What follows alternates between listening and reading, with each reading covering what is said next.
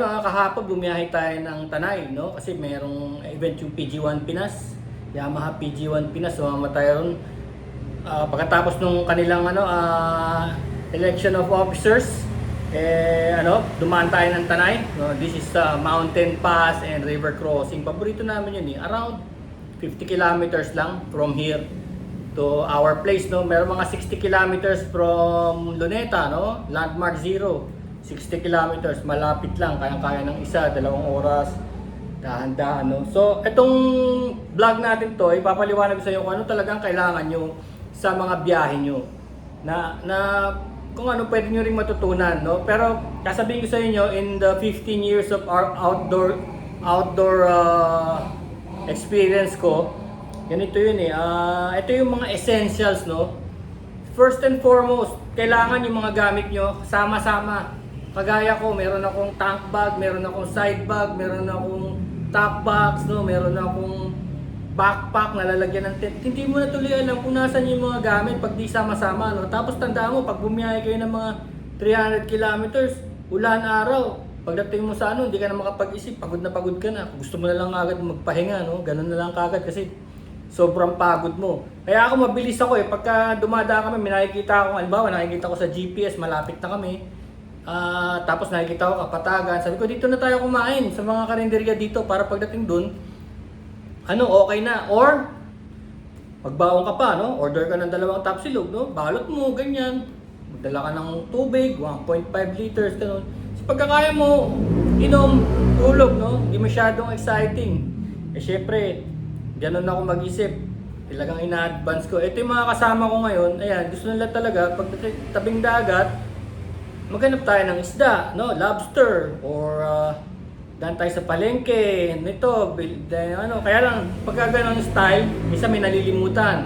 Usually asin, paminta, salt and pepper, toyo, suka, lemon, kung ano-ano pa, no? So, yun ang mga nakakaligtaan kasi sa sobrang madami nga, maliliit na bagay, pero pagdating dun sa site, di mo na mabibili. So, sasabihin ko sa inyo, pinaka-importante, condiments, no, salt.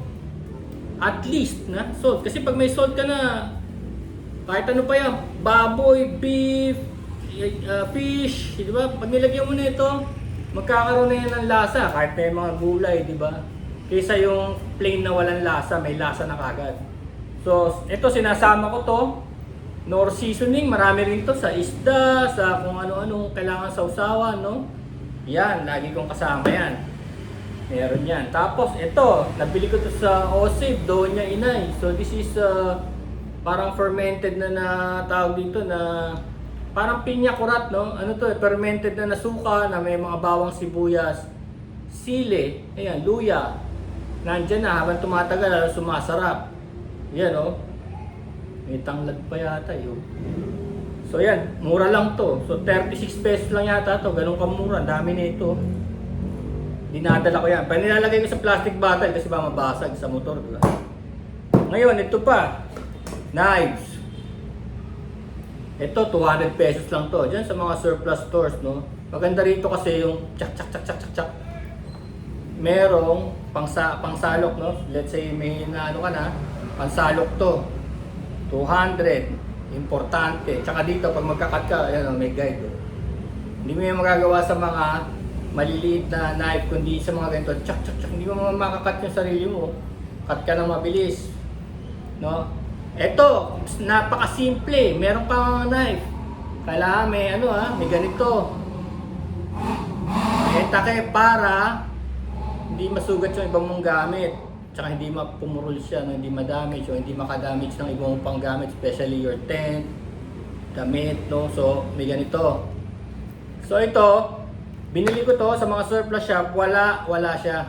So, ginawang ko, gumawa ko ng sarili ko. Naisip ko lang, kasi nga, dito kasi sa grupo na to, si Sarge, especially si Sarge, si Dexter, no?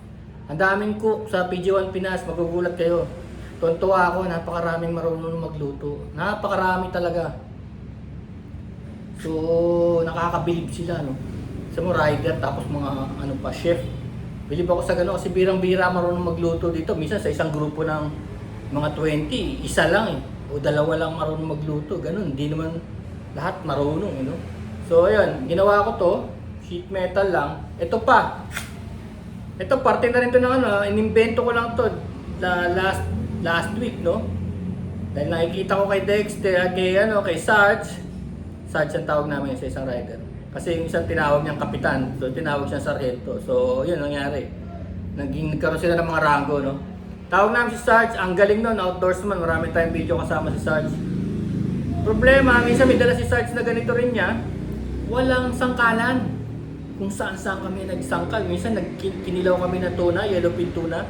Nung kami sa bangka ng mga isda, syempre niisip ko baka ma-damage namin yung bangka, naggaganong kami dun sa bangka niya. Hindi naman kami sinaway kasi kala ko parang alam mo sa aeroplano aerodynamic kung pakilaman yung balat niya, no, dahil baka mawala yung dynamics ng air, no. Ito hindi naman sa air, baka ako sa dagat, no. Kaso ginamit namin yung kala niyo porke nasa labas kayo, paano sa tabing dagat, wala kayong makikitang sangkalan dun. Hindi siya perfect. So gumawa ako ito, sangkalan. Ito gagamitin natin mamaya, ha. Sangkalan kung gumagawa na. Gagamitin natin ito maya-maya lang, ha. Tapusin ko lang itong discussion natin sa outdoor essentials, no. Ito pa, oh. Anong ginagawa nung nila Sarge noon sa dagat? Kumukuha kami ng bato sa kung saan para lang mahasa. Pwede naman talagang lagyan ng whetstone, no. Permanent na niya yan, no. O, di ba? Kasi hindi naman to parang tumatagal ang hasa, talagang for parang daan. Alam mo itong size na to, talagang na to eh. Pwede rin sa buko. Kasi naalala niyo yung mga last episodes natin ng General Nakar. Ang ginamit ko ito. Kasi nga sa sobrang dami kong bag, hindi ko alam, meron pa pala akong mga ibang knife sa ibang part sa ibang bag. Kaya ang bigat-bigat ko. Ito galing Vietnam. Pero dahil magaan siya, hindi siya talaga pang buko. Buko lang ang pinalo ko nga. Tingnan mo, nabungi, oh. Kita nyo? Nabungi siya kasi lang to eh. Nakita ko to sa Lazada, 250 lang to eh. Ang ganda kasi ng shape niya. Pwede na rin pero hindi siya pwedeng pang buko. No? Parang OA na yun, no? Ba't ginamit ko sa buko? Kaya lang wala na iba eh. Pero tandaan nyo, nabuksan lahat ng buko dahil dito Nabuksan lahat. Kaya lang parang, alam mo yun, parang ang laki-laki ng pinapalo mo. Tapos ang litit ng yung mga nanguha ng buko, kailangan mangingisda yun eh. Kailangan nila yung bolo nila para sa biyahe, sa pag nangisda sila uli. Kaya ayaw nilang iwan sa amin. Tsaka syempre, alam mo yun, sword nila yun eh. Parang kailangan hawak nila lagi yun. Yun na rin ang protection nila eh. Diba? So hindi iniiwan sa amin. Buti na lang meron ako nito. Tapos, ito pa. Ito, hindi ko alam. Meron pala ako nito. Binili ko pala ito for the same purpose, no? Ito yung mabigat na, oh. Top heavy. Oh, gawa to ng mga magsasaka. Tuwing dumadaan ako sa Muñoz, Nueva Ecija, aakit ako ng north, nagdadaan ako sa Muñoz Public Market. Kasi gumagawa sila ng mga ganito. Naging fan ako nito kasi nakita ko yung kaibigan ko, meron siyang ganito na parang ang bigat, talagang ang bigat niya. Talagang, alam mo siya, bolo siya pero palakol. Parang palakol. Kayang-kaya niyang tumumba ng kahit na anong puno. Instead ng palakol, machete, no? Meron siya noon hanggang dito, tapos ang kapal dito, yung tinatawag ng top heavy. Pag top heavy kasi, parang effort ng pagpalo mo eh, kasi mabigat dito sa ulo eh, hindi kagaya nito. Ito talagang pang paring knife lang to, hunting knife. Ito siguro pwede rin kasi ito parang overall heavy na rin siya. Pero hindi pa rin ito yung ultimate kasi di ba dapat tumama dito sa dulo na to yung yung sanga. O ito, meron pala ako nito. Tapos Muñoz, mura lang to, 250, 250. Dati nga 220 lang eh. Mas mahaba pa eh. Pero naghanap talaga ako na mas maikli, no? Ito ang gamit na nila nito, gulong. Gulong na yung handle, pero meron doon yung sungay ng kalabaw. Siguro aakit na rin sa 250, 300, 350, gano'n na ang presyo. Pero ano ba naman yung 350 para sa isang knife? Kasi this is a working knife Hindi ito yung parang pa-display lang na napakakinis tapos nagkakalaga ng 16,000, di ba, sa mga hobby store na ayaw mong gamitin dahil sobrang ganda. Actually, meron din akong ganun eh. Ayaw kong gamitin. Doon naka-display. Sipin mo yun. Ito, pambara-bara to, men. Pambara-bara. So, ito, panis na to sa buko. Matagal ko na palang hawak to. Hinahanap-hanap ko pa kung nasa motor pala. Nasa top box. Yung kasama ng mga rehistro. Kaya hindi ko makita-kita. Ngayon ko lang nakita. May kasamang ganito. Oh. May kasamang ganito. Kasama na, ginawa na rin ito ng magsasaka dun sa Muñoz, no? Yan. Ngayon, pagka minsan merong individual lang, minsan may kasamang ganito, yung nag-iba presyo para magdadagdag ka ng 50 pesos something. Ito hindi ko alam kung anong nangyari eh. Pero hindi ko parang baboy, no? Pig skin. Kasi authentic yun eh, oh. Gawa ito ng magsasaka eh. Galing sa probinsya talaga. Kaya tignan mo, hindi masyadong talagang pambara-bara. Tsaka yung kung ano importante dito, ano ba, bonfire. Hindi naman yan naka-arrange yung mga kahoy na yan. Kukuha ka talaga sa gubat, tapos mangunguha kami ng kahoy, tapos mahaba yung puputulin mo. Ang ginagawa na nga ni Sarge, pinepwesa na nga niya ng brute force eh. Ginagano niya eh. Parang, di ba, pwede ka pang ma-aksidente, masaktan, no? Samantala kung may ganito ka, lamatin mo lang top heavy, importante kung talagang outdoorsman ka. Kagaya nung last time, nag-bonfire kami, napunta kami sa coconut farm, so coconut place to. So walang kahoy, puro coconut. So inabangan namin yung mga nalaglag na leaves na tuyo. Oh, iisa-isahin mo yun, ang sakit. Oh, lalo na yung gitna. So kailangan to talaga. Okay. So yan ha. Next, testing natin mamaya yan ha. Isa pa, lighter. Oh. Kaya lang itong lighter na to, ang problema nito, hindi to waterproof. Konting basa lang dito or you have wet hands, no? Pag gano'n mo rito, patay ito. Tapos yung flint doon, hindi na yung sisindi hanggang patuyuin mo ulit. So ito, parang nagiging useless to, lalo na pag hiniram to ng mga naninigarilyo, di mo na makikita to. Di ba? Sabihin na, sisindi pa ako mamaya, akin na muna yan. No? Yari na. Ito, maganda. O, di naman sila makakapagsindi dito. Ito yung magnesium flint. 100 lang to, 100 oh. Ayan. Tapos ito ay parang ano to. Teka, expiration pa to. Bakit parang yun. Ito ay mainit na mainit to, 2000 degrees to. Pwedeng yung buhok mo, putol ka sa buhok mo.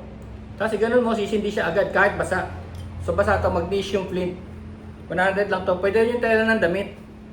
No? Or kung meron kayong bulak, fire starter. Kaya tingnan mo, dito sa lalagyan niya, may kasamang charan, bulak. Para hindi gugupitin yung buhok ko. Diba? So ito, importante to kahit basa. 100 lang to. It's good to prepare. Magnesium flint, kasi magnesium yan eh. Yung rod na yan, magnesium. Siguro ito rin yung vitamins, no? Pag may magnesium deficient ka, pwede kaya to.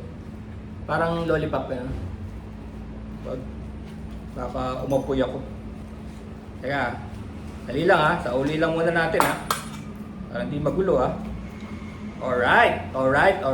Magnesium flint. Hindi kasama yung lalagyan. Pag bumili kayo, hindi kasama yung lalagyan, no? May sa belt to. Marami namang lalagyan dyan. Bahala na kayo. Eto. Meron ako nito. Packet na. Pero ito kailangan lagay mo na sa bulsa mo. Remember, sinasabi ko sa inyo yung fatigue na minsan may puputulin lang. Usually may puputulin lang o mayroong higpitan na sa motor. O. Hindi mang mahalin to. China knockoff to. Sheffield. No? Pero ito, sa sobrang laki niya, this is like ang daming natutulong nito. Ano to makakato ito. Pero siyang ganyan, no? Yung knife na may serrations. Tapos merong file. May file, oh. Oh. Tagal na nito, more than 20 years na sa akin. Wala na nga yung kabila, nahulog. Meron pa sa kabila niyan eh. Pero marami ako nito, kaya lang ito lang yung parang binubugbog ko. Ang tibay din niya, China to eh. Pero ito yung kailangan nasa bulsa mo na to, nasa malapit na yun, nasa belt bag para magamit mo talaga. Kasi ang hirap talaga nung may fatigue ka na tapos may puputulin lang ng tapos hanapin mo pa, nasa motor mo na nga lang, di mo pa makita. Ito naman maliit na version. So kita nyo. Ewan ko, dinala ko lang yung dalawa. Pwedeng isa kasi saan ko naman gagamitin to kung hindi ko dadalhin yung iba, no? So ito may pang screw na rin. No? Pero syempre may tools ako sa moto, may tools. Meron ng actual tools. Ito lang yung mga quick mo na bubunutin. Let's say, pakiputol nga tong tali na sobrahan, ganyan. Ganon. Okay, isa pa, spoon. Yan. Ito mga, ewan ko, pinagbibigay lang yata sa akin to or ginamit natin sa vlog. Spoon and fork. Mga 100 lang kasi to. And a knife. Ayan nga. Emergency, kagaya nga sinasabi ko sa inyo. Binili ko, hindi ko naman alam kung saan gagamitin dahil baka hindi na magamit. Pag di ko din alam, magaan lang naman. Spoon and fork. Maganda kasi to. Pag nilagay mo sa kasi minsan may pupuntahan kami mga kubo, meron silang sariling utensils. At least yung utensil mo, alam mo, sa'yo. Kakaiba eh. Kasi kung ordinaryong utensil sa sa bahay, mahahalo dun sa kanila eh. Kaya meron pa ako nito. Ito mga nakuha ko lang to sa mga giveaway. Mga ganun din, may mga spoon and fork, ganyan. Yan, may knife din. So, redundant, di ba? Ang dami kong redundant. Minsan sa sobrang daming redundant, di mo naman na magagamit. Ito, binagbigay sa akin. Kaibigan ko, another spoon, another knife. And of course, ito, napauso ko to. Mga liempo, mga pork chop. Siyempre, marami kayo, no? Hindi naman kayo tigil isang pork chop. Tsaka kahit na anong pork chop, kailangan mo pa rin ilagay sa bite size. So, gunting. Guntingin mo yung mga pork chop nyo. Alright. Ito. Ito, another redundant thing, no? So, ganun din, kagaya nung isa. Nabili ko lang ito sa Lazada, 50 pesos. Yan. Dami. Ito. Last time, mga video natin, last week lang. Sakit, aray. Ang init-init yung liempo, wala man lang. Ito pa, grill. Ito grill, ginawa ko lang, griller. Kumuha lang ako ng konting mesh. Importante rin to. So, yan ang set niyan. Kahit wala kayong uling, at least meron kayong mga ganito. Diba? So, yan. Ito, lalagyan. Napaka-importante. Kahit na yung mga hiniwa-hiwang mga gulay, ganyan. O yung isda, yung ready ng ihaw na bangus. Liempo, dito ilalagay. Or, if talagang kailangan, pwede mo to dito na magluto. Kaya lang, syempre masisira to, pero that's okay, hindi to mahal. Mura lang to. 100 something lang. Okay, that's it. And then, ito ang pinakamagandang fire starter. Pagka kailangan nyo magdigas kagad yung mga uling nyo, putol-putulin nyo lang to, isama to, kandila. Ordinary candle. Now, let's go, gamitin to. Itong ginawa ko kaninang lalagyan, actually, invento ko to. Wala pa ako nakita ng ganito. Invento ko lang to dahil sa mga experiences namin ng PG1 na problema kami sa mga ganito last week. Kasi ang pinuntahan namin, isang lupa na kaka-acquire pa lang. May 2 kubo, pero wala talagang mga utensils. Ayan. So ito, ayan. Ginawa ko na lang to. Kasi nagpunta pa kami sa naalala nyo yung Maramo River? Nagpunta kami sa Maramo same thing. Exact same thing ang problema namin. So, ang ginawa ko, dinala ko to. Nagdala ako ng kahoy, pero hindi ko pa na-invento to. Nagdala lang ako ng kahoy na, ito, kaputol din ng ganyang kahaba. Tapos sinabi ko, dapat daling ko pala lagi ito. Dahil isa, kagaya nasa Maramo River kami, dyan lang yung sa Garay. Wala rin kami makitang cutting. Okay. Let's go, ha? Yan. Kamatis.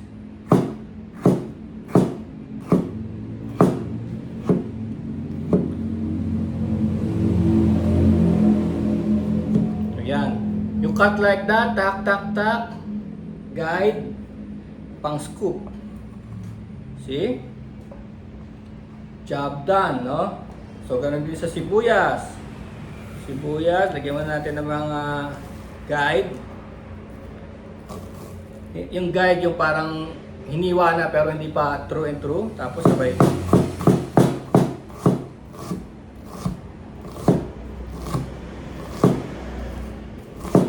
Ayan. Scoop. Chan. Tapos. Diba? Ngayon, ito. Gawin natin zebra pattern kasi masustansya daw yung balat. Sabi. Masustansya daw. Okay, katin natin sa gitna without going all the way, no? So, yan. Tapos, sabay putol pa.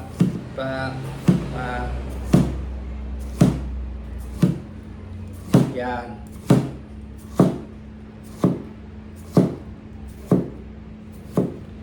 Okay, scoop. Oh. 'Di ba? Outdoor na outdoor ang datingan. 'Di ba now? Ito na siya, oh. Oh, see? So anong gagawin natin diyan? Lalagyan lang natin ito. Oh. Oh, pinya colada, kahit walang lemon, tapos lalagyan natin ito. Asin. And then some of this. Tapos lagyan nyo rin ng asukal kung gusto nyo. Pwedeng lagyan ng asukal para manamis-namis. And then, charan! That's your salad. Ganun lang kabilis. Tapos, let's do a potato. Oh, potato. Oh, 1, 2. Iniihaw lang to. Basta maninipis na ganyan. Tapos meron kang cheese flavor, barbecue flavor. Lagyan mo nito. O yan. 1. Diba? Kung gusto mo ng barbecue powder or cheese powder or whatever powder you want. Diba? Iihaw lang to. Sandali lang to. Meron ka ng parang mojo style. Mojo style. O, see? Mojo style. See? It's done. And then of course, I would suggest na meron kayong tissue dahil out there, minsan pupunta kami sa isang lugar, walang tubig. So lahat tumaasa kami sa pamunas. Wala talaga tubig. As in. So yung mga utensils namin, pinupunasan lang yan for the next attack. No? So it's an outdoor talaga, outdoor thing. Pati yung mga ano. Alam mo naman na ano malinis naman yan Oh. See? So pag naano mo na yan, balik. See? Doesn't fall. Alam niyo kung bakit? May lock dito. May parang pan-lock. So yan. So all of this, go in the bag and you're good. Mabubuhay ka sa outdoor. Peace!